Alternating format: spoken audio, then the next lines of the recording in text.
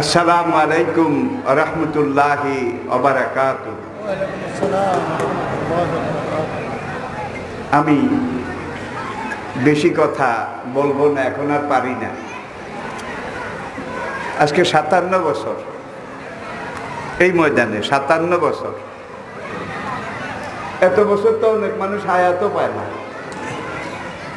জানি না তিনি এখনো কেন রেখেছেন।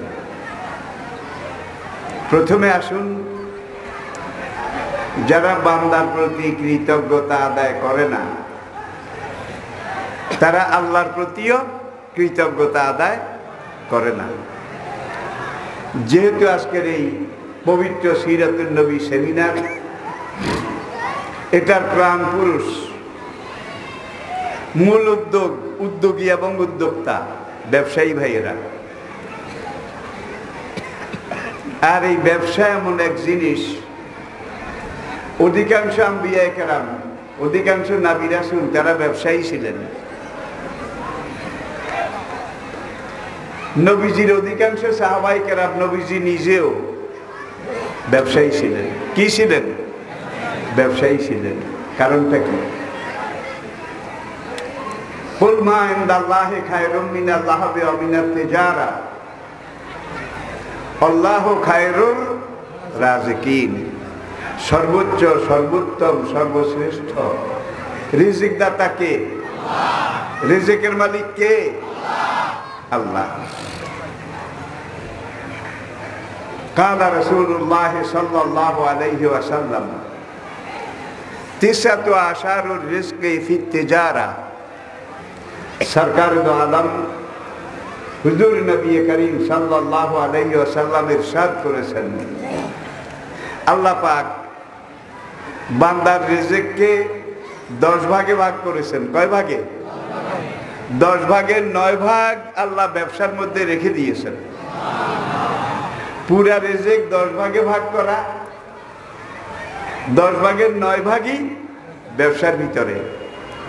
তাহলে বোঝা গেল এই ব্যবসা সবচেয়ে বড় খাত। এই ব্যবসায়ী ভাই যারা, তারা আম্বিয়া কেরামের এই সুন্নত, সাহাবায়ে কেরামের এই সুন্নত, অধিকাংশ কুরুনে সালাসা, 3 প্রজন্ম, অধিকাংশ আইম্মা, আমাদের আকাবের, আমাদের পূর্বপুরুষ, তারা অনেকেই ব্যবসায়ী ছিলেন। অকাল রাসূলুল্লাহ সাল্লাল্লাহু আলাইহি ওয়াসাল্লাম আত-তাজিরু সুদুকুল আমিন কানা মাইয়া ফিল জান্নাহ। যেই ব্যবসায়ী 2 নম্বর করে না, কোন রকমের লুকোচুরি, প্রতারণা, মিথ্যার আশ্রয় নেয় না, হালাল ভাবে ব্যবসা করে যেই ব্যবসায়ী, সে আমি নবীর সাথে একই জান্নাতে একত্রে থাকবে। অকাল রাসূলুল্লাহ সাল্লাল্লাহু আলাইহি ওয়াসাল্লাম আত-তাজিরুল আমিনু মারজুকুন। যেই ব্যবসায়ী ব্যবসার মধ্যে 2 নম্বরই করে না, সততা, সত্যতা, আমানতদারি রক্ষা করে, আল্লাহ পাক তার রিজিকের জিম্মাদার হয়ে যান। অকাল সাল্লাল্লাহু আলাইহি ওয়াসাল্লাম আত-তাজিরুল খাইনে মাহরুমুন। যেই ব্যবসায়ী ব্যবসার মধ্যে 2 নম্বর করে, 1 নম্বর মালের সাথে 2 নম্বর মাল মিশায় না বোধহয়, এরপরে ভেজাল দেয়, এরপরে আবার প্রতারণা করে, গারার ধোকা, এগুলা করে। একজন বাজারে আম এনেছে, রোজার মাস, নাজায়েজ হলেও, যেটা আমাদের বংশ পরম্পরায় ট্র্যাডিশন। গ্রামের এক গরিব বেচারা, দিনদার মানুষ, মেয়ে বিয়ে দিয়েছে, জ্যৈষ্ঠ মাস, মেয়ে জামাইয়ের বাড়িতে আম দেবে। এখন মেয়ে জামাইয়ের বাড়িতে উপহার হিসেবে আম দিতে গেলে একটু ভালো আম, এটাই তো আপনারা বেছে টেছে নেন, ঠিক কিনা বলেন? এক গৃহস্থ বাড়িওয়ালা তার বাড়ির কাছে আম গাছ একটা আছে, খুব বড় বড় সাইজের আম, মোটা মোটা, লম্বা লম্বা। কোনো ছেলে পেলেও খায় না, বাচ্চারাও খায় না, এই গাছে কেউ ঢিলাও মারে না। কাকপক্ষীও সহজে এই গাছের আমে মুখ দেয় না, এত টক। এখন এই বাড়িওয়ালা আমগুলো পেড়ে তার বিবিকে বলে, এগুলাকে ভালো করে এক জায়গায় ঢাকনা দিয়ে রাখো, খাওয়া তো যাবে না, তবে সাইজ ভালো, royal size, king size, big size. বাজারে গেলে পয়সা ধরা যাবে, খাওয়া যাবে না মানে নিজেরা খাবে না, খেতে পারবে না। এখন বাজারে নিলে পয়সা ধরা যাবে। এটা একদিকে ধোঁকা, আরেকদিকে প্রতারণা, ঠিক কিনা বলেন? আহাবেব লিন্নাস মা তুহেব্বু লিনাফসিক, নিজের জন্য যেটা পছন্দ করো অন্যের জন্য সেটা পছন্দ করো। এটাই ঈমান, এটাই আমানতদারি, এটাই ইসলাম, এটাই সত্যতা, এটাই ন্যায্যতা। এখন বাম একবারে হলুদ হলুদ বাজারে নিয়ে গেছে, ওই বেচারা মেয়ে বাড়িতে আম পাঠাবে, অন্যান্য দোকানে আম দেখলো, ওখানে পোকড়া টোকড়া যা আছে মোটামুটি মন্দের ভালো আছে, এগুলো দেখে সে আটকে উঠলো। মেয়ে জামাই বাড়িতে দেওয়ার জন্য এই তো উপযুক্ত জিনিস পেলাম। আগেই বলেছি রমজান মাস, কিন্তু এখন এই লোকটা যে আম বিক্রি করে তাকে জিজ্ঞাসা করে, ভাই মেয়ে জামাই বাড়িতে দেব, সত্যি করে বলেন আমগুলা কেমন? রোজা মুখে মিথ্যা কথা বলতে পারবো না, খেলে বুঝবেন, খাইলে বুঝবেন আমগুলা কেমন। তাইলে মিষ্টিও বলে নাই, টকও বলেনি, খেলে বুঝবেন। এটা গারার, গারার, ধোঁকা, প্রতারণা। এটা ইসলামে হারাম, নাজায়েজ। ভাই বাড়িতে নিয়েছে বেচারা, মোটা দাম দিয়ে, মূল্য দিয়ে। ইফতারের সময় বলে যে আগামীকালকে তো পাঠাবো, একটা কেটে একটু দেখি। সেখান থেকে একটু মুখ লাগিয়ে, বেচারা আর বেচারি এখন দুনিয়াতে নাই। এই আম মেয়ে জামাইয়ের বাড়িতে পাঠালে মান ইজ্জত কিছুই থাকবে না। এমন প্রতারণা, ধোঁকা, রোজা মুখে। আপনিও রোজাদার, আমিও রোজাদার, মিথ্যা কথা বলতে পারবো না। কেমন আম খাইলে বুঝবেন? খেয়ে ভালো করে বুঝছে বেচারা, যে বুঝার আর কোনো শেষ নেই, কুল কিনারা নেই। সুতরাং ব্যবসায়ী ভাইদের জন্য আমরা দোয়া করি প্রাণ খুলে, হৃদয় উজাড় করে। আল্লাহ পাক নবীজি যেইভাবে বলেছেন, যেই কর্মপন্থা বলেছেন, সেই কর্মপন্থার দিক দর্শনগুলো গ্রহণ করে যেন হালাল পন্থায়, জায়েজ পন্থায়, আল্লাহর নির্দেশিত পন্থায়, নবীজির প্রদর্শিত নিয়মে ব্যবসা করতে পারেন। আর এর বরকতে আল্লাহ রাব্বুল আলামিন যেন আখিরাতে মা নবিয়িন ও সিদ্দিকিন ও শুহাদা, আরেক হাদিস, এই ব্যবসায়ীরা নবীদের সাথে যাবে জান্নাতে। কোথায়? ও শুহাদা, শহীদদের সাথে যাবে। ও সিদ্দিকিন, যুগে যুগে আল্লাহর নেককার ওলিয়া উলিয়াদের সাথে যাবে। ও সালিহিন, আর আল্লাহর শ্রেষ্ঠ বাছনি করা বান্দাদের সাথে একই জান্নাতে যাবে। আর যদি 2 নম্বরই করা হয়, কারুনও তো ব্যবসায়ী ছিল নাকি? কারুনের সাথে একত্রে একই জাহান্নামে যাবে। রাস্তা দুটোটা কিন্তু খোলা আছে। ফামান শাআ ফালিউমিন ওয়া মান শাআ, আপনি ইচ্ছা করলে এই পথেও, নবীর পথে, আম্বিয়া কেরামের পথে, আইম্মা কেরামের পথে, এই পথেও যেতে পারেন। আবার ইচ্ছা করলে কারুনের পথেও যেতে পারেন। The merchant of Venice, Venice নগরীর সেই বণিকের পথেও যেতে পারেন। দ্য উইভার অফ রসডেল, রসডেল নগরীর সেই তাঁতি, তার সাথেও যেতে পারেন। পথ সবগুলোই কিন্তু খোলা আছে। আমরা কোন পথ গ্রহণ করব? কোরআনের পথ, আল্লাহর পথ, রাসূলের পথ, আম্বিয়া কেরামের পথ, ইসলামের পথ। রাজি আছেন? রাজি আছেন? মোল্লা নাজিম আমার পরে কথা বলবে, তিনি আগে বলার ছিলেন, কিন্তু ভাই আমি তো এখন গণনার বাইরের মানুষ, আর কথা অর্ধ শতাব্দীর বেশি কথা বলতে বলতে এখন জীবন ঘড়ি ইন্টারভেল দেয়। কোরআন যাদের সম্পর্কে বলছে লেখায় লা ইয়ালামা বাদা ইলমিন শাইয়া, কোরআন যেটাকে বলছে আরজালিল উমর, এই পাশের এই ভাইয়ের নাম অনেক সময় মনে থাকে না, ভুলে যায়। এ হলো বর্তমান অবস্থা। লেকুল্লে নাফসি নাজাল, এখন চিন্তা করতেছি কোন সময় সৌদি আরবের একামার মতো খুরুজ লাগাই দেয়, খুরুজ, গেট আউট। এটাই জীবন, এটাই দুনিয়া। তো মোল্লা নাজিম, আমি তো ওল্ড মডেল। আর মোল্লা নাজিমরা আজকে মাঠে ময়দানে যারা কথা বলতেছেন, আলহামদুলিল্লাহ, তারা অধিকাংশ কিন্তু আমার রুহানি ছেলে, আমার রুহানি সন্তান। আমি তাদেরকে ছেলে হিসেবে সম্বোধন করি।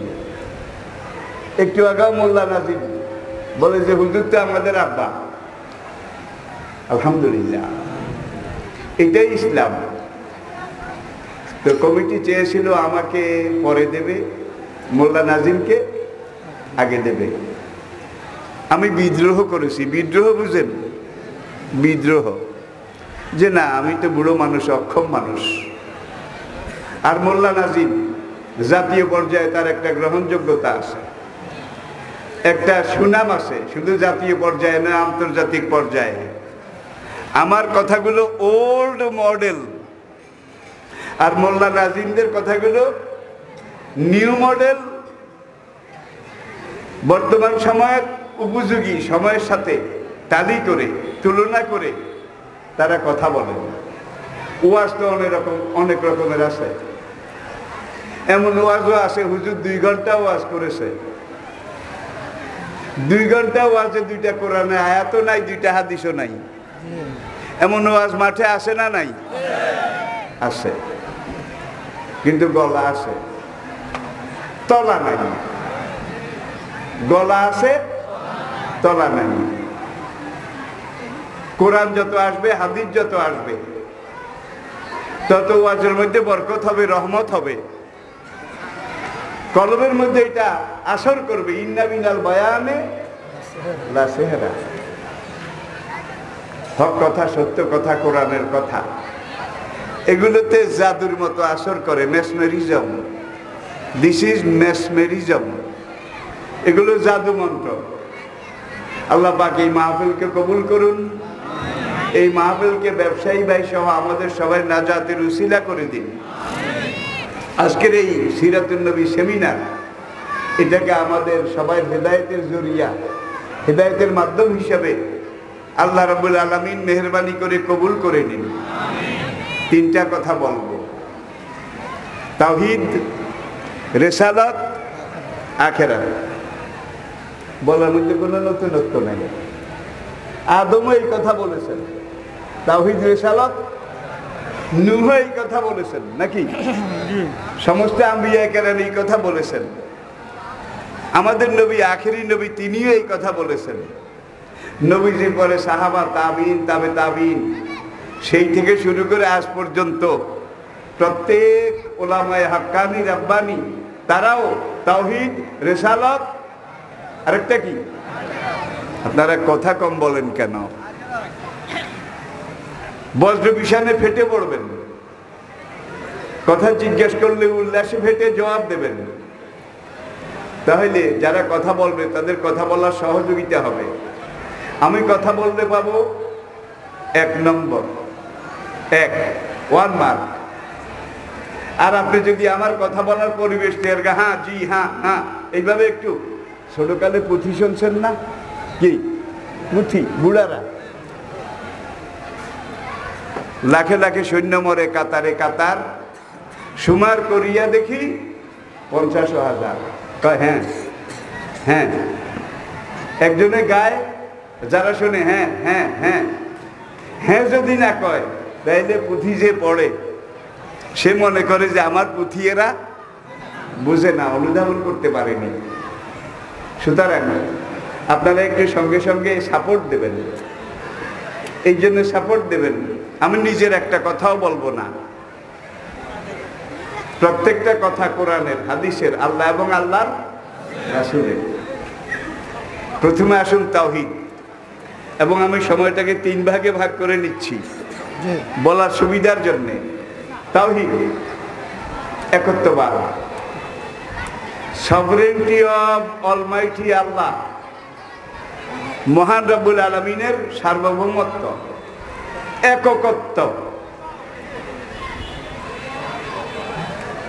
ওয়াহিদ, আহাদ, ওয়াহিদুন, তাওহীদুন, এক, একক, চিন্ময়, অব্যয়, অরূপ, অতুল, কালজয়ী, চিরন্তন এক, সেই একজন। তিনি কে? লা ইলাহা ইল্লাহু, লাম ইয়ালিদ ওয়া লাম ইউলাদ ওয়া লাম ইয়াকুল লাহু কুফুয়ান আহাদ। বেদে তাকে বলা হয়েছে স্বয়ম্ভু। স্বয়ম্ভু, তাকে কেউ বানায়নি, তিনি কারো থেকে জন্ম নেননি। স্বয়ম্ভু, নিজে নিজে যিনি আবির্ভূত হয়েছেন। সেই বেদ পুরাণের মধ্যেও সত্যযুগ ত্রেতা যুগে তাকে মানা হয়েছে, জানা হয়েছে। একমে বা দ্বিতীয়াং ব্রহ্মা সর্বাং খল্বিদং ব্রহ্মা সর্বধর্মাং পরিত্যজ্য মামেকং শরণং ব্রজ।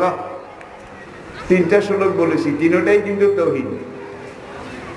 পরবর্তী পর্যায়ে এসে এই তাওহীদ এটাকে ভাগ করে কিছু নিয়েছে দুর্গার ভাগে, কিছু কালীর ভাগে, কিছু সরস্বতীর ভাগে, কিছু কার্তিকের ভাগে, কিছু রামের ভাগে, কিছু অমুক তমুকের ভাগে। পুরা তাওহীদটাকে কি ভাগ বাটোয়ারা করে দেওয়া হয়েছে। একটা উদাহরণ দিলে বুঝবেন। এক দেবতার পূজা করা হয়, মনসা। মনসা এক দেবতা, তার নাম মনসা দেবতা। মনসার পূজা করা হয় এই নিয়তে, যেন জীবনে সাপে টাপে বলতা বিমরুলে কামড় না দেয়।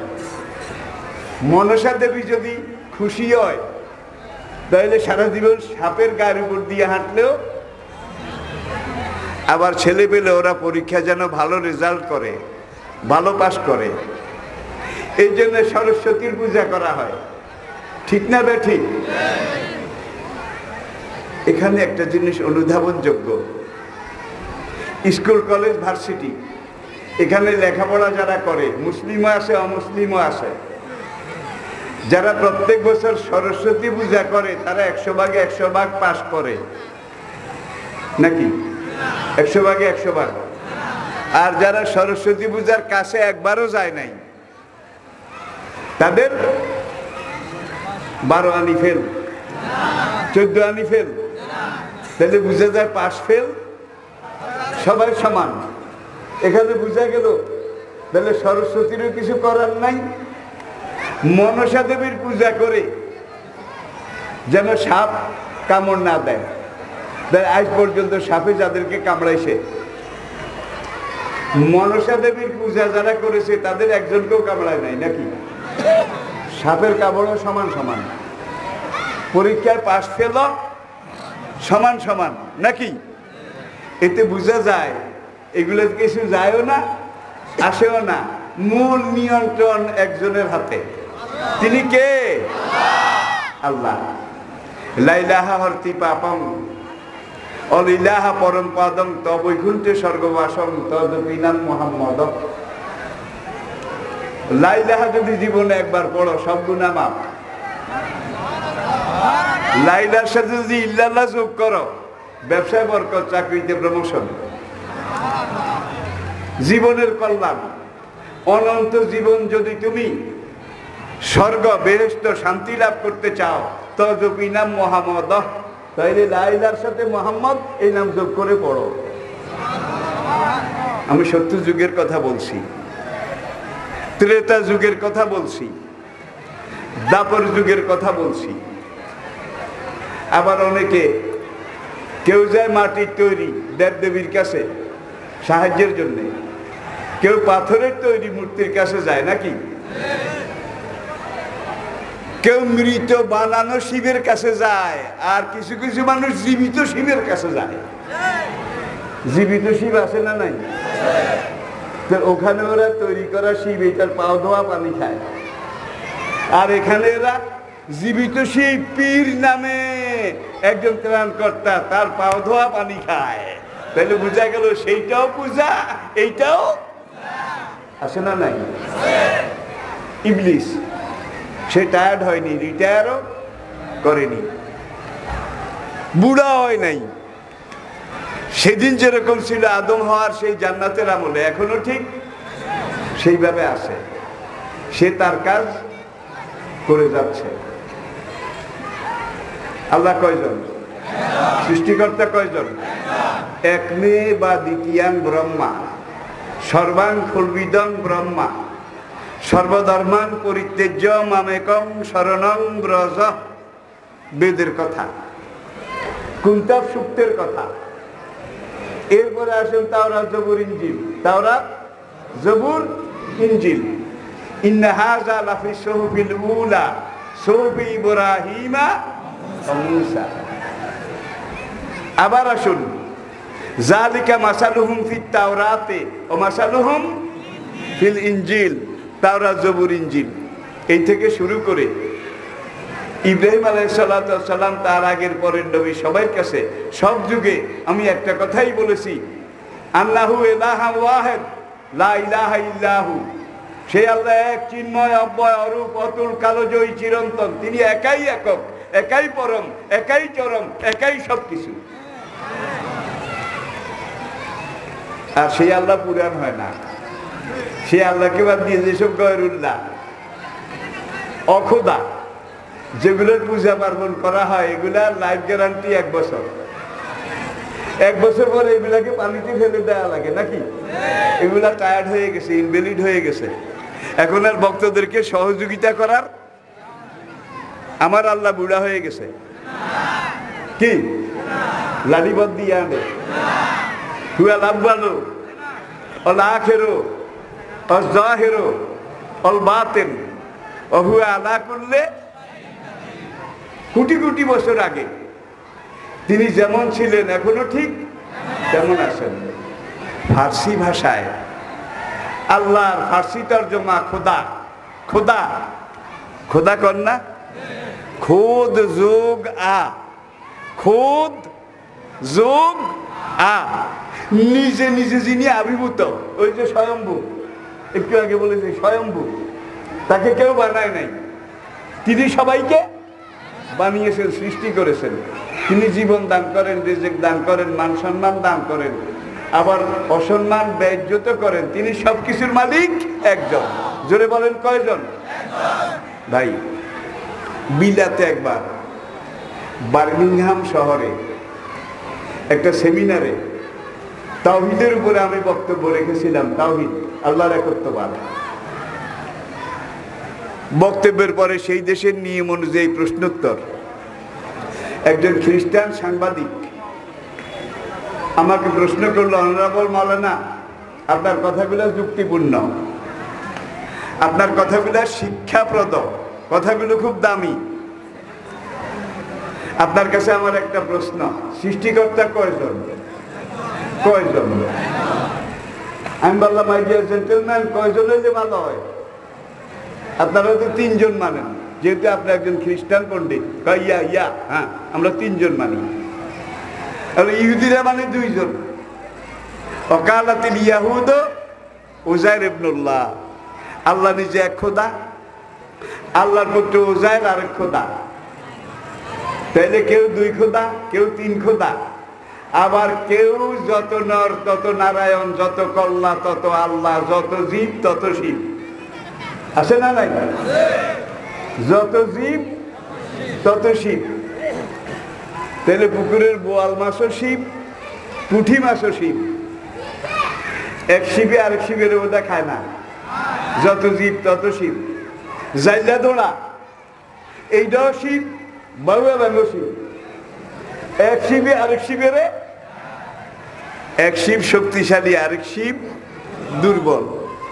আসলে এগুলো কোনো কথার কথা, এগুলোকে যদি আপনি একটু যুক্তির নিরিখে টালি করেন তাহলে গ্রহণ করার মতো কিছু নাই। আমি সমালোচনা শুরু বলছি না, আমি অমুসলিম ভাইদের বিবেকের কাছে এই যুক্তিপূর্ণ প্রশ্নগুলা রাখছি। আর এই পর্যন্ত যত মুসলমান কনভার্টেড মুসলিম, বিশেষ করে উপমহাদেশে আমরা দেখেছি তারা অধিকাংশ কিন্তু ব্রাহ্মণ। কি ব্রাহ্মণ?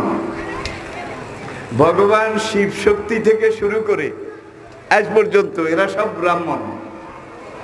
কারণ তারা গীতা পড়ে, বেদ পড়ে। কুন্তার সূক্তের মধ্যে 120টা শ্লোক আছে। কয়টা? 120টা। 120টা শ্লোকের মধ্যে 80টা শ্লোকে আল্লাহ, আল্লাহ রাসূল এবং আখিরাতের কথা বলা আছে। তাইলে তাদের কিতাবে কয় কি আর তারা করে। তো ভদ্রলোক আমাকে বলল যে আসলে স্রষ্টা কয়জন? কয়জন? সে বলে 3 জন। আল্লাহ নিজে এক খোদা, আল্লাহর বউ বিবি মরিয়ম আর এক খোদামি। আল্লাহ আর আল্লাহর বউ বিবি মরিয়ম, এই 2 জনের মিলনে যে ছেলে জন্মগ্রহণ করেছে এই ছেলে হইল খোদাই পুত্র। গর্দি ফাদার, গর্দি মাদার, গর্দি হলি গোস্ট, এই 3 জনে মিলে জগৎ চালায়। প্রিয় ভাইয়েরা, একটু বুঝার চেষ্টা করি, আমরা একটু বুঝার চেষ্টা করি, সামনে এগিয়ে যাই। আসুন, এখন ভদ্রলোককে আমি বললাম সৃষ্টিকর্তা কয়জন হইলে ভালো হয়? হুজুর আপনি তো একজনের কথা বলেছেন। This is perfect, this is a plain truth. এটাই নিরেট সত্য, একমাত্র সত্য। সৃষ্টিকর্তা কয়জন? জোরে বলেন। লাম ইয়ালিদ ওয়া লাম ইউলাদ ওয়া লাম ইয়াকুল লাহু হুয়াল্লাহুল্লাযী লা ইলাহা ইল্লা হু। একবার না বারবার? একবার না বারবার? আল্লাহু আকবার। বারবার বারবার। সকল নবী এই শিক্ষা দিয়েছেন, ঠিক কি না? ইয়া কাওমে ইবুদুল্লাহ মা লাকুম মিন ইলাহিন গায়রু, মা লাকুম মিন ইলাহিন গায়রু, ইন্নী আখাফু আলাইকুম আযাবা ইয়াউমিন আযীম। সকল নবীর এই ওয়াজ কোরআনে আল্লাহ কোট করে দিয়েছেন। তাওহীদ, রিসালাত, আখিরাত, এই 3টা ছিল দাওয়াতের মূল ভিত্তি। তো ভদ্রলোককে আমি বললাম সৃষ্টিকর্তা কয়জন হইলে ভালো হয়? আপনি তো একজনই কইছেন, একজন। এখন আমি যে একজন বলেছি এর কারণ কি বুঝেন? এইটা পরিষ্কার করার জন্যই তো আপনাকে প্রশ্নটা করেছি। আমি বললাম মাই ডিয়ার জেন্টলম্যান, আপনি কি সৎকিয়া জানেন? সৎকিয়া এটা তো 1 2 ছেলেমেয়েরাও জানে সৎকিয়া। আমি বললাম হোয়াট ইজ সৎকিয়া? সৎকিয়া কাকে বলে? সে বলে 1 to 100, 1 to 1 থেকে, এটাকে সৎকিয়া বলে। আমি বললাম সৎকিয়াতে অঙ্ক কয়টা? আমি প্রশ্ন করলাম, ভদ্রলোক জবাব দিলেন আমাদের দিস ইজ অলসো রং। আপনার এইটাও ভুল, যদি পারেন ঠিক করে বলেন সৎকিয়াতে অঙ্ক কয়টা? কয় 9টা। একবার 100, আবার 10টা, আবার 9টা। আমি বললাম দিস ইজ অলসো রং। সৎকিয়াতে অঙ্ক 100টাও নয়, 10টাও নয়, 9টাও নয়। আপনি যেইটাই বলেন সেইটাই তো ভুল হচ্ছে, ঠিক করে বলেন। আমি এর চাইতে ঠিক কি আই ডোন্ট নো, আমি জানি না। এবার আপনাকে আমি জানাবার চেষ্টা করি মাই ডিয়ার জেন্টলম্যান, সৎকিয়াতে অঙ্ক মাত্র একটা। 1 is 1, 1 is perfect 1। এক চিন্ময় অব্যরূপ অতুল কালজয়ী চিরন্তন চিরশাশ্বত। সৎকিয়াতে অঙ্ক মাত্র একটা, সেটার নাম কি? 1। জোরে বলেন। আমি ভদ্রলোককে বুঝাচ্ছি আর কি, আপনাদের সামনে কোট করি। কতক্ষণ বলার পরে ভদ্রলোক বলে, honourable Maulana, what do you mean by with 2? 2 বলতে আপনি কি বুঝেন? আপনি যে বললেন অঙ্ক মাত্র একটা, আর কোনো অঙ্ক নাই। আর কোনো অঙ্ক নেই, একটা এক। তখন আমি বললাম 2 = 2, 1 + 1 = 2, 1 + 1 সমান কি? আমি বুঝতে পারলাম না। another example please। আমি বললাম মাই ডিয়ার জেন্টলম্যান, আপনি আমাকে বলেন 5 অর্থ কি? 5 অর্থ 5। এগুলো এত সস্তা নয়। 5 অর্থ 1 5 বার, 1 5 বার লিখে যোগ করলে যোগফল যেটা হবে সেটার নাম কি? আমি বোধহয় বুঝাইতে পারি না, কঠিন হয় নাকি? 1 + 1 + 1 + 1, 5 বার 1 লিখে যোগ করলে কি হবে? এটার নাম 5। ভদ্রলোক বলে আমি বুঝি না। আপনি বলেন 6 অর্থ কি? 6 অর্থ 6। আমি বলি এগুলো তো আপনার সে আগের কথা, লাভের লাভ কিছু হলো না। 6 অর্থ 6 নয়, 6 অর্থ 1 6 বার। আমি বুঝি না। আমি বললাম আমি 1 মানি না, 1 জানিও না, 1 স্বীকারও করি না, আপনি আমার একটা 2 দেন। কি? 1 জানি না, 1 মানি না, 1 স্বীকারও করি না, আপনি আমাকে একটা 2 দেন। ইয়া ইয়া, ওরা ইয়েসকে বলে ইয়া। হ্যাঁ হ্যাঁ, এতক্ষণে বুঝেছি। 2 দিতে হইলে আগে কি লাগবে? 1 লাগবে। যার জীবনে 1 নাই সে 2 পাবে কোথায় বলেন? 1 আগে মানতে হবে, জানতে হবে। 1 2 বার লিখলে কি হবে? 2 হবে। আমি বুঝি না। আমি আবার বললাম, এই যে ভদ্রলোক, আপনি একটা গাছের আগায় উঠতে হলে আগে গোড়ায় যাওয়া লাগবে। গোড়ায় না গিয়ে আপনি আগায় উঠবেন, এটা কি কল্পনা করা যায়? No never, no never. আমি বললাম তাইলে আবার গোড়ায় আসেন। সৎক্রিয়াতে অঙ্ক মাত্র একটা, আর সবকিছু এই 1 থেকে সৃষ্টি, 1-এর বিস্তৃতি, 1-এর লীলা খেলা। ভদ্রলোক এবার হেসে বলল, মাই ডিয়ার জেন্টলম্যান, অনারেবল মাওলানা, এইবার আপনি যেই যুক্তি দিছেন, আসলে 1 না মানলে তো 2ও নাই, 3ও নাই, 4 বোধহয় আছে, একটাও নাই। যার জীবনে 1 আছে তার জীবনে 2 আছে। যে 1ই মানে না সে 2টা পাবে কোথায়? আগে 1 2 বার বলতে হবে, তারপরে কি হবে? 2 হবে।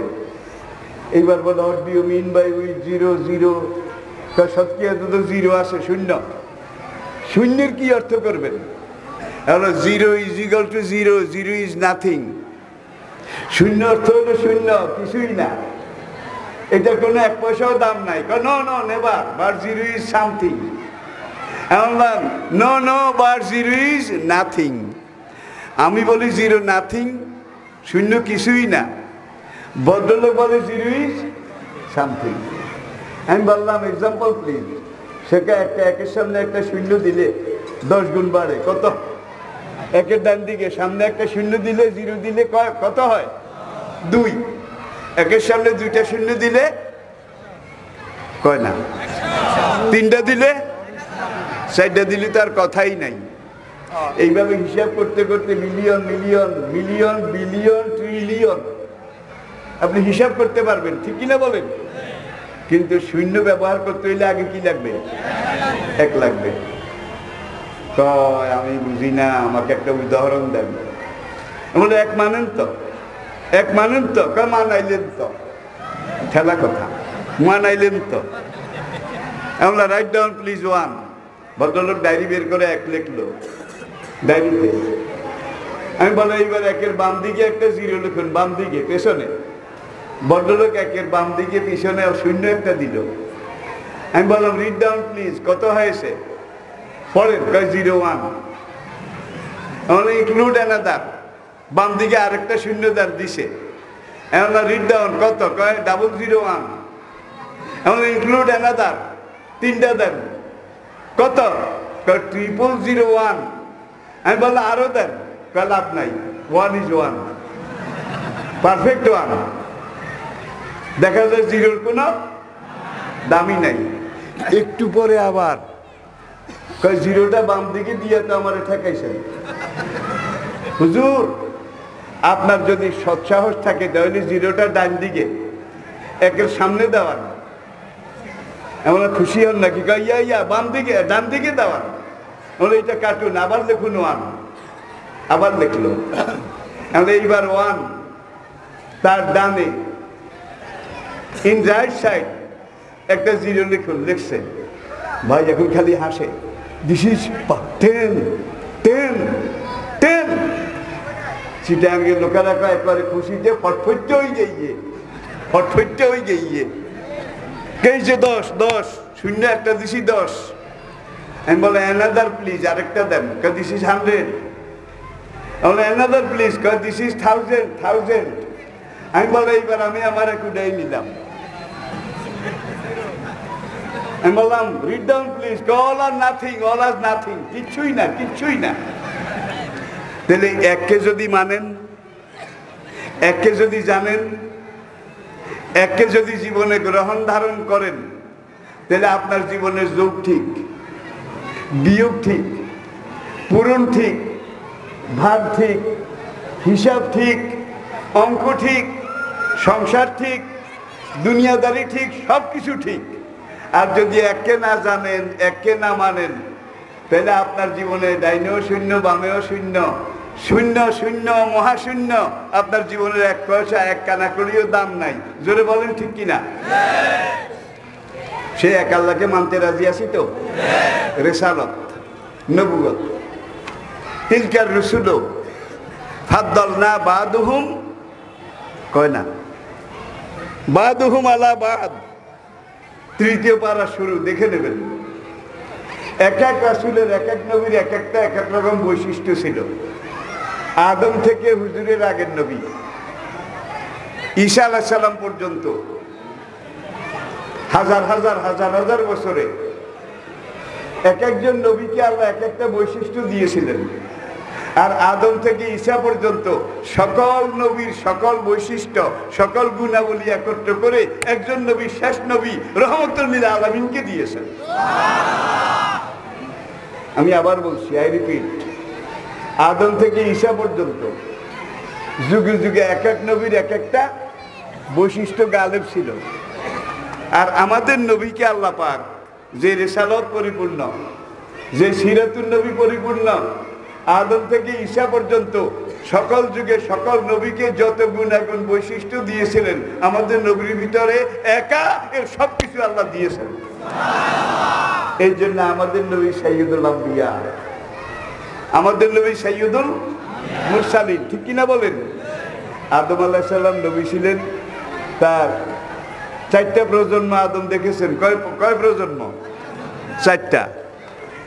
ছেলে, ছেলে ছেলে, তার ছেলে, তার ছেলে, নাতি পুতি সাথী লাডি, নাতি পুতি সাথী লাডি। এই 4টা প্রজন্ম, 4টা জেনারেশন আদম দেখেছিলেন। আদমের তবিয়ত ছিল সাফাই, সাফাই, নির্মলতা, স্বচ্ছতা। আল্লাহ পাকের একটা হুকুম অমান্য করেছিলেন। কয়টা? নাকি বেশি বেশি? ওলা তাকরাবা, সব খাও, অকুলা মিনহা রাগাদান হাইসো সে তোমা, তুমি আর তোমার বউ হাওয়া এই জান্নাতে উন্মুক্ত, অবারিত, সব খাও যেখান থেকে ইচ্ছা। ওলা তাকরাবা, কিন্তু ওই একটা গাছ, ওর কাছে যেও না, ওর ফল খেও না। ইবলিস এই গাছটাকেই টার্গেট করলো। আপনারা জানেন, আমি শুধু একটু মনে করাই দিচ্ছি। এখন ইবলিস প্রথম আদমের কাছে গেল, কামতে কামতে একেবারে 1000 দানার তসবিহ, আজানুলম্বিত জামা, বিলম্বিত শ্বশ্রু, বিরাট পাগড়ি, বুজুর্গ দিগেরেট, পীর সাহেব দিগেরেট, এই সুরত নিয়ে তসবিহ পড়তে পড়তে বেহেশতের ড্রেনের ভিতর দিয়ে ঢুকেছে। কেমন হুজুর? ড্রেনের ভিতর দিয়ে ঢুকে এখন আদমের সামনে গিয়ে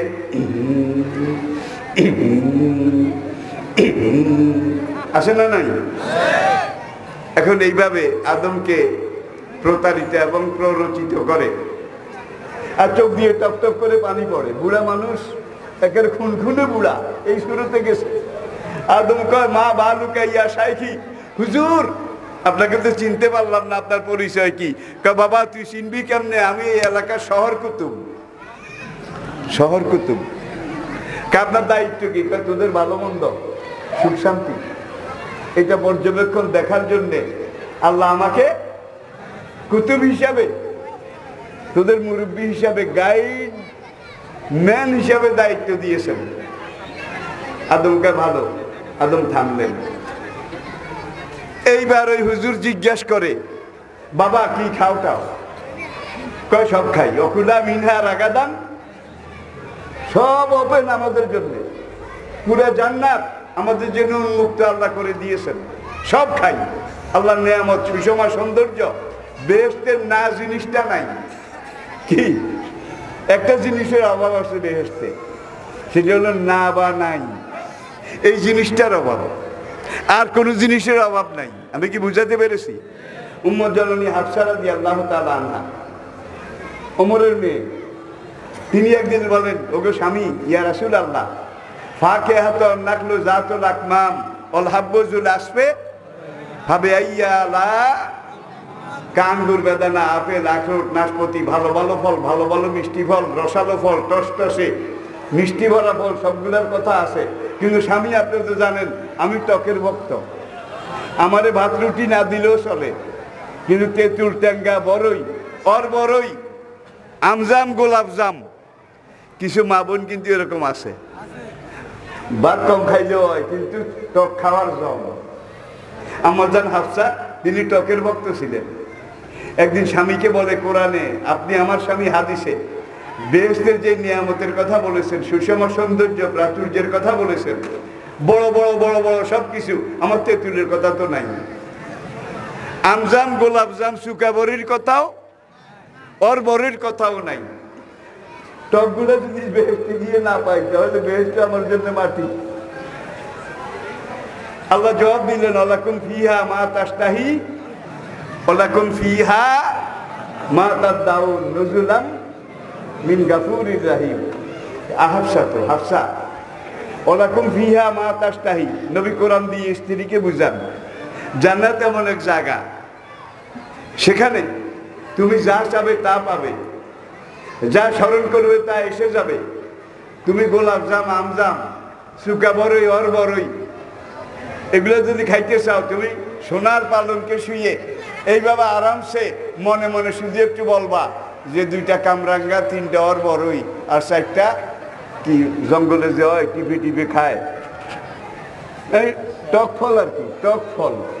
তুমি যেটা মনে করবে, সঙ্গে সঙ্গে দেখবে যে বিরাট তেঁতুল গাছ এইভাবে ঝুঁকে তোমার বুকের উপরে এসে গেছে, হাতের নাগালে এসে গেছে। বিরাট গোলাপজাম গাছ, বিরাট জলপাই গাছ এসে গেছে। এইবার তুমি তোমার শুকা ফল লওয়ার খাও, লওয়ার খাও। যদি তোমার লইতে একটু আলসি টালসি লাগে, হরিয়া কলা খাবি নি, কি কইছিল? সিল্লা হাইলে খাইম, সিল্লা হাইলে খাইম, নোয়াখালীর কথা আর কি। তুমি যদি মনে করো তেঁতুল একবারে পাকা পাকা, থোকা থোকা, এখন সেখান থেকে তুমি নাও, শুয়ে শুয়ে নাও, বসা লাগবে না, তোমার নাগালের বাইরে সব। এখান থেকে তেঁতুল নাও, জলপাই নাও, তুমি খাও, তুমি ভোগ করো। কুলু অশরাবু হামিয়াম, প্রাণ ভরে, মন ভরে, হৃদয় ভরে, আশুদা হয়ে তুমি খাও, আল্লাহর নেয়ামত তোমারই জন্যে। আর যদি মনে করো খোসা ছিলতে একটু ঝামেলা, বিসি ফেলতে একটু ঝামেলা, মনে মনে কইবা খোসা বিসি এগুলোতে একটা ঝামেলা, আমি এগুলোর মধ্যে নাই, তাহলে দেখবা তেঁতুলের কোয়া গুয়া রোয়া রোয়া হয়ে, খোসাও নাই, বিসিও নাই, রোয়া রোয়া হয়ে আসবে আর তোমার মুখের মধ্যে ঢুকবে, আসবে আর তোমার মুখের মধ্যে ঢুকবে। শিলাও লাগবে না, বিসিও ফেলা লাগবে না, খোসাও ফেলা লাগবে না, মনে মনে যেটা কল্পনা করবে সেটা সেইভাবে এসে তোমার মুখের মধ্যে ঢুকবে। তো বেহেশতে সব কিছু আছে, কোনো জিনিসের অভাব নাই, কিন্তু একটা জিনিসের অভাব, সেটা হলো না এবং নাই জিনিসের অভাব। কি না? এটাও নাই, নাই এইটাও নাই। মা তাশতাহি আনফুসুকুম, যেটা চাবেন সেটা আছে। শেষ কথা আখেরাত, আপনাদের বোধহয় অসুবিধা হয়। মোল্লা নাজিম তো ওয়েটিংয়ে আছে, আমার তো এখন সিরিয়াল আউট হয়ে গেছে। কারণ জীবনের এমন পর্যায়ে শুরুতে বলেছি, শেষ কথা আখিরাত। আখিরাত সকল আম্বিয়া কেরাম তারা যে দাওয়াত দিয়েছেন, তাদের দাওয়াতের 3টা পিলার ছিল। 3টা পিলার। ইয়া কাওমে ইবুদুল্লাহ মা লাকুম মিন ইলাহিন ইন্নী আখাফু। Who am I? কে আমি? What is my identification? আমার পরিচয় কি? ইন্নী আখাফু। আল্লাহর পক্ষ থেকে আমি একজন নবী হিসাবে, প্রেরিত হিসাবে, একজন প্রেরিত প্রতিনিধি হিসাবে তোমাদের ব্যাপারে আশঙ্কা করছি। কিসের? আযাবা ইয়াউমিন আযীম। একটা আয়াতে তাওহীদ, রিসালাত, আখিরাত। সকল নবী এই দাওয়াত দিয়েছেন 3টা ভিত্তির উপরে, 3টা পিলারের উপরে। পিলার 3টা, তাওহীদ, রিসালাত, আখিরাত। এখন আখিরাত নিয়ে আবার একদল নাস্তিক। যুগে যুগে মানুষ আল্লাহকে অস্বীকার করেছে, এখন বোধহয় করে না। একদল আসে না? নাই? আখিরাতকে অবিশ্বাস। আচ্ছা, আল্লাহ যে নাই এটা আজ পর্যন্ত কোন নাস্তিক, একজন নাস্তিক বোধহয় প্রমাণ করতে পেরেছে? নাই, এটা কোন নাস্তিক প্রমাণ করতে পারেনি।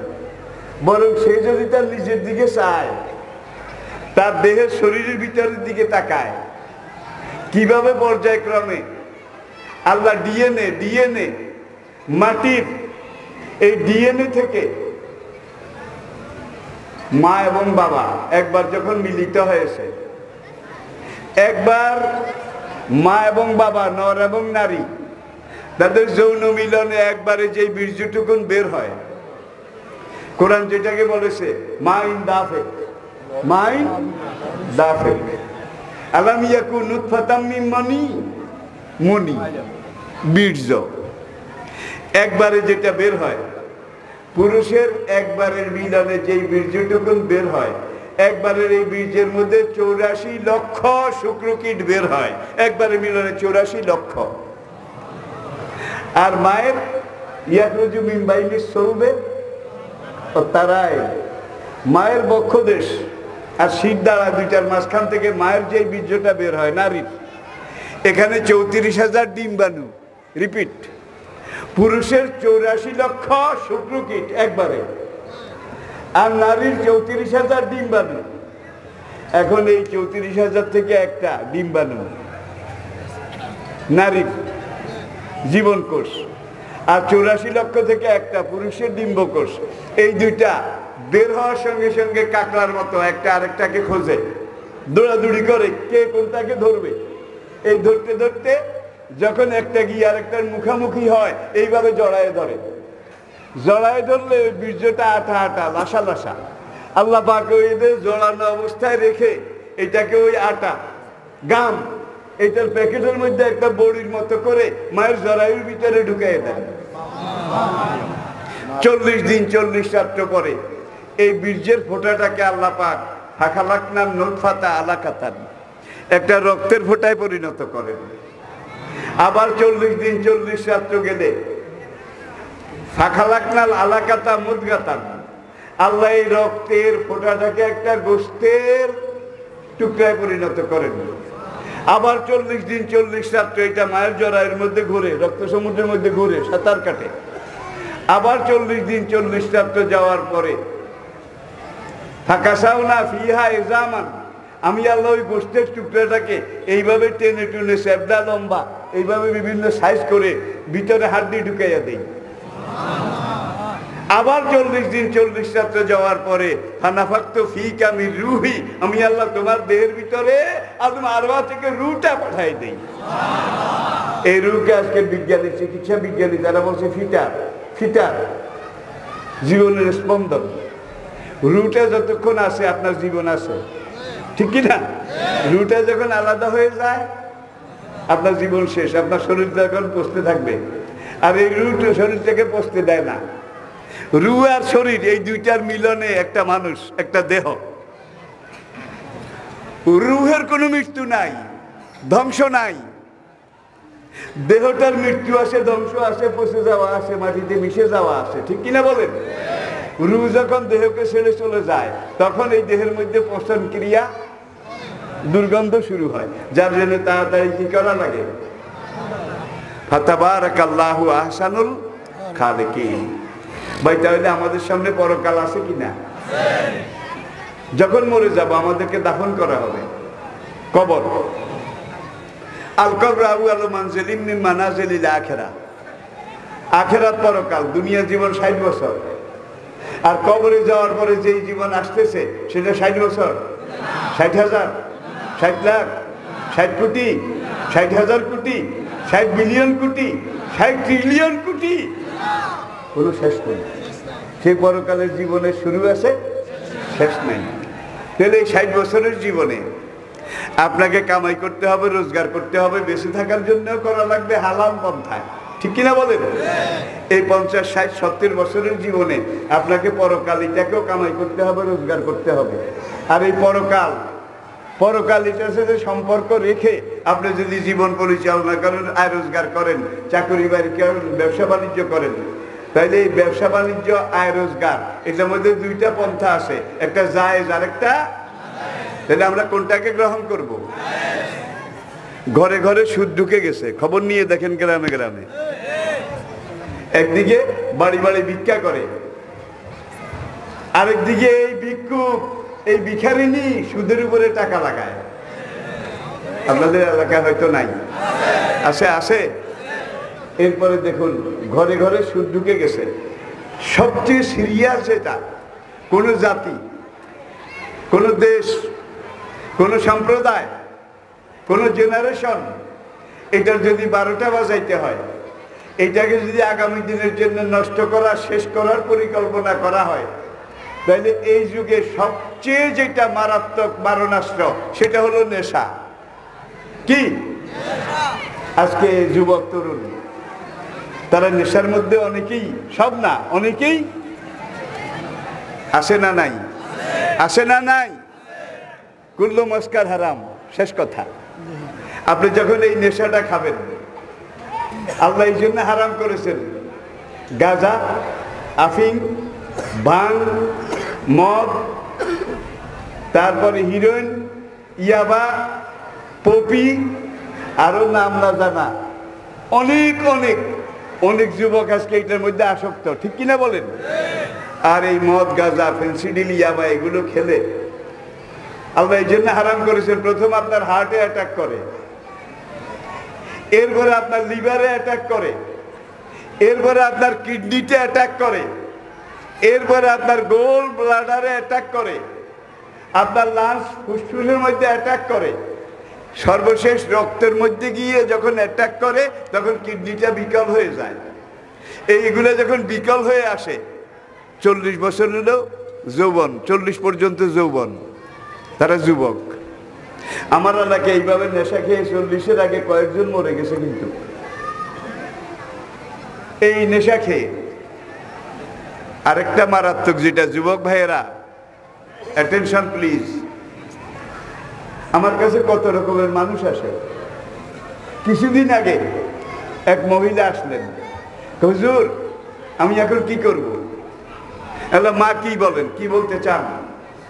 কয় ছেলেটারে এর আগে 2টা বিয়ে করাইছি, একমাত্র ছেলে, 2টা বউ চলে গেছে, এখন আবার আরেক জায়গায় দেখতেছি, এখন এরা রাজি হয় না। কেন রাজি হয় না? কারণটা কি? কয় 2 বউ চলে গেছে, 3য় পক্ষ রাজি হয় না। কয় আর হলার বলে সেইটা নাই, সেইটা বুঝছেন কি যুবক ভাইয়েরা? আমি একটা সিরিয়াস কথা বলেছি, আপনার সেক্সুয়াল পাওয়ার, যৌনশক্তি পর্যন্ত এই মদ, নেশা, গাঁজা, ফেন্সিডিল এগুলাতে একবারে জিরো, একবারে মাইনাস, শেষ করে দিচ্ছে। এরপরে যারা কিডনি দুর্বল, হার্ট দুর্বল, বাল্ব দুর্বল, এরা আগামী দিনে এই যে এখন এই নির্বাচনের কাজ শুরু হয়েছে, আপনারা যখন এনাদের মতো আমাদের মুরব্বী হবেন, বাবা হবেন, তখন কিন্তু আপনাদের heart affected, bulb affected, liver affected, প্রত্যেকটা অঙ্গের মধ্যে উলিয়ে ধরেছে গুনগুন্না। গুনগুন্না ছিলেন তো? প্রত্যেকটা অঙ্গের মধ্যে গুনগুন্না উলিয়ে ধরেছে। এগুলোর ভিতরটা করে ফাঁকা ফাঁপা হয়ে গেছে। এখন আপনি নিজে নিজের ভালো মন্দ বুঝতে পারেন না, চলতে পারেন না, জাতির নেতৃত্ব আপনি কিভাবে দেবেন? যার জন্য দাজ্জালের সর্বপ্রথম সবচেয়ে বড় পরিকল্পনা হলো মুসলমানরা যে জিনিসগুলো নিষেধ করেছে এগুলোকে আগে সেখানে ঢুকায় দাও। আর ইসলাম ওই জিনিসগুলোকে নিষেধ করেছে যেগুলো তাদের দেহের জন্য ক্ষতিকর, দম্পতির জন্য ক্ষতিকর, পরিবারের জন্য ক্ষতিকর, সমাজের জন্য ক্ষতিকর, দেহের জন্য ক্ষতিকর। আসেন শেষ কথা, এইবার আদমকে ইবলিস জিজ্ঞাসা করলো, বাবা ভালো আছো তো, খাও টাকা? হ্যাঁ হ্যাঁ, রাগাদান খাইছো? সে তোমার একবারে প্রাণ ভরে খাই। কিছু মানা টানা নাই তো? ওই একটা গাছ, আল্লাহ বলছে ওলা তাকরাবা, ওই গাছের কাছে যেও না, ওর ফলও খেও না। এখন ইবলিস হুজুর এইভাবে মাথা নাড়ে, বটেই তো, বটেই তো, তাই তো, তাই তো। আর তোমরা কি হুজুর কি হয়েছে? কেবল যেটা আসল জিনিস, যেটার মধ্যে আবে হায়াতের পানি আছে, যেই গাছের ফলের রস এক ফোঁটা খাইলে মানুষ কিয়ামত পর্যন্ত হায়াত দ্বারা মৃত্যুঞ্জয়ী হয়। কোনোদিন একটা পেশরা, একটা খাসনি পর্যন্ত হবে না, রোগ ব্যারাম তো দূরের কথা। বেটা আমি খাইছি, আমি জানি আল্লাহর নিয়ত, তবু আল্লাহর নিয়ত বেশি ভালো না, তোদেরকে বেহেশতে বেশি দিন রাখতে চায় না, যার জন্য আসলটা নিষেধ করেছে। বেটা আমি খাইছি, আমি জানি। আদমের একটু সন্দেহ হইল, কিরে বাবারে, খাইলে আমার লাভ হবে, আমার বউর লাভ হবে। দেখা যায় আমাদের চেয়ে তার গরজ বেশি। বাংলা একটা প্রবাদ আছে, গরজ বড় বালাই। আদম এইবার লা হাওলা ফাতাহাল্লা লা আদম এইভাবে এসেছে, লা হাওলা ওয়ালা কুওয়াতা ইল্লা বিল্লাহ। এটা যখন পড়া শুরু করেছে পিশাব দিছে দৌড় ওই ড্রেনের দিকে বাইরে। আদমকে মা বাদুকে আসায় কি হুজুর হুজুর জান কে? কয় বেটা আমার উজু ছুটে গেছে, আমি উজুটাকে আবার রিকনস্ট্রাকশন দৌড়াই, পুনর্নির্মাণ করে আসি। বাইরে চিন্তা করে আদম যদিও একা কিন্তু সুপুরুষ, আদমের সিদ্ধান্তে অটল, অনড়, অবিচল। আরো আমাকে লাহাওলার যে ক্ষেপণাস্ত্র, মারণাস্ত্র, অল্পের জন্য বেঁচে গেছি।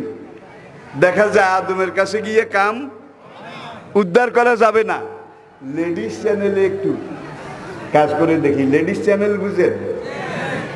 ঢাকা সচিবালয়ে যান, পাসপোর্ট অফিসে যান, এই বড় বড় গুরুত্বপূর্ণ অফিসগুলোতে যান, দেখবেন যে লেডিস প্রিপারেশন।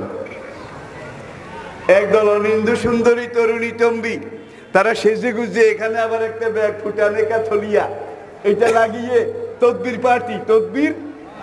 সচিব সাহেবের কাছে গিয়ে কি ইনিয়ে বিনিয়ে হাসছে লাসছে, সুন্দর চেহারা, হাসি মুখ, এটাকে সচিবের তো পুরুষত্ব এখানে অর্ধেক খাইতেছে। কি সুন্দর কথা কয়, কি সুন্দর, কি পরিশুদ্ধ সচিব। কিন্তু এই ভিতরে ভিতরে গলা শুরু হয়ে গেছে। এইবার এই দুই চার কথা বলার পরে হাইলে দস্ত কথা, আসল কাম হইল এটার নাম লেডিস প্রিপারেশন। পুরুষ দিয়ে না পারলে মহিলা দিয়ে। এটা ইবলিশও করেছে, এই যুগে বোধহয় নাই, জোরে কর। ডিসি স্যারকে দিয়ে ফাইলে দস্তখত করা যায় না, 3 বার গিয়ে ফিরে আসছে। নডা একটা শিখাইয়া দিছে, এইভাবে পারবি না। স্যার কিন্তু খুব নীতি নৈতিবান মানুষ, স্যার কিন্তু অনৈতিক, একটা কাজও করে না। তুই একটু স্যারের বরে যদি রাজি করতে পারো, স্যার যত তাল গাছ, যত বিরাট গাছ হোক, বউ যদি একবার স্যারের কয়, কিল্লা পথে আসে না নাই? জরুরি আসে না নাই? এটাকে বলা হয় লেডিস প্রিপারেশন। এখন ইবলিস হাওয়া ছিলেন আরেক জায়গায়, এখন কাঁদতে কাঁদতে জিকির করতে করতে মা হাওয়ার কাছে গেছে। এখন ইবলিসের চোখ দিয়ে পানি পড়তে পড়তে দাড়ি ভিজে গেছে। ইবলিস হুজুরের কাঁদা দেখে মা হাওয়াও কাঁদে।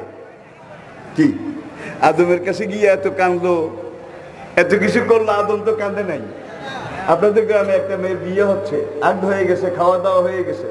এখন মেয়েটাকে কন্যা সম্প্রদান, যেটাকে বলা হয় কন্যা সম্প্রদান, গাড়িতে উঠাই দেবেন, পালকিতে উঠাই দেবেন, বরপক্ষকে দিয়ে দেবেন সামনের জীবনের জন্যে। এখন মেয়ে কান্দে, মেয়ের মা কান্দে, খালা কান্দে, ফুফি কান্দে। আশপাশের বাড়িতে মেয়েরা মহিলারা তামসা দেখতে আসছে, ওদের কান্দন দেখে তারাও কাঁদে, পুরুষ কিন্তু একজনও কাঁদে না। ঠিক না বেশি? এনসাইক্লোপিডিয়া ব্রিটানিকা লিখেছে একজন পুরুষ 1 ঘন্টা নিঃশ্বাস প্রশ্বাসে যেই পরিমাণ অক্সিজেন ব্যবহার করে একজন নারী গড়ে ব্যবহার করে তার অর্ধেক। ইসলামের ফৌজদারি আইনে একজন পুরুষের সাক্ষীর সমান কি 2 জন নারী। অধিকার খর্ব করা হয় নাই। পুরুষের লাগে 1 ঘন্টায় যেই পরিমাণ অক্সিজেন গড়ে নারীদের লাগে তার অর্ধেক।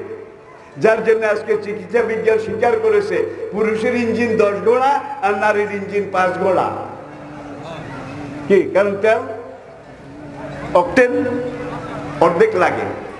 প্রিয় ভাইয়েরা, এখন ওই কয় মা কি খাস কেমন আছে, খুব ভালো খুব ভালো খুব ভালো খুব ভালো, মানা টানা নাই তো, কয় এই তো। এইবার ইংলিশ আরো কান্দে, কয় তো করে খাইছে। হুজুর আপনি এত কান্দেন কেন? তোদের অবস্থা জেনে আমার কান্না আসে। গোপাল ভাঁড়ের কিচ্ছা যারা শুনছেন, নবদ্বীপের রাস্তা দিয়ে গোপাল যায়, ল্যাংটা নেংটি একটা পড়েছে, নিতম্ব দোনোটা বাইরে, পিতা মরে গেছে। এখন নবদ্বীপের এক ব্রাহ্মণ গোপাল রে কয়, বাবা গোপাল রে, তোর অবস্থা দেখে আমার কান্না আসে। গোপালও তো কম না, সে বলে বটেই তো বটেই তো, তাই তো তাই তো, ঠাকুর মশাই মুখুজ্জ মশাই আমার বাবা মরার আগে সবসময় আমাকে বলতেন আমি মরে গেলে তোর দুঃখে শিয়াল কুত্তাও কান্দবে। কোনখানে লাগাইছে খেয়াল করছেন? এখন আদম আর হাওয়ার দুঃখে ইবলিশ কান্দে শিয়াল কুত্তার মতো। এখন কয় মা এই চিরদিন বাঁচবি, চিরযৌবনা হবি, এই হবি সেই হবি। এত ভালো জিনিস, তাইলে আমরা কি করবো? কয় দরকার। কয় না, আমার তো বিয়ে হয়েছে।